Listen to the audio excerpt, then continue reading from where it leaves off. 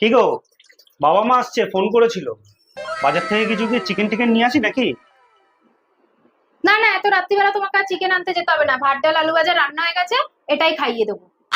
এতদিন পর ওনারা আসছে, শুধু ভাত ডাল আলু ভাজা খাওয়াবে? আরে বয়স হয়ে গেছে, একটু বোঝো। ভাত ডাল আলু ভাজা খেলে শরীরটা ভালো থাকবে।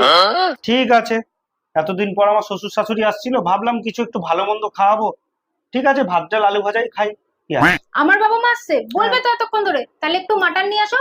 মাটন কষা আর পোলাও বানাই। এত রাত হয়ে গেছে, তুমি মাটন কষার পোলাও খাওয়াবে এই গরমে? ভাত ডাল আলু ভাজাই করো। তাহলে একটু চিকেন এনে দাও, চিকেন আর ভাত করি।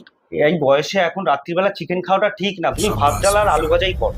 তাহলে একটু মাছ এনে দাও, একটু মাছের ঝোল আর ভাত করি। না, প্লেন ভাত ডাল আর আলু ভাজা, কোনো রিচ নেই। তাহলে একটু ডিম কষা তো করি। না না, একদম না, ভাত ডাল আলু ভাজাই করো। তো ভাল লাগে না ভাত ডাল আলু ভাজা।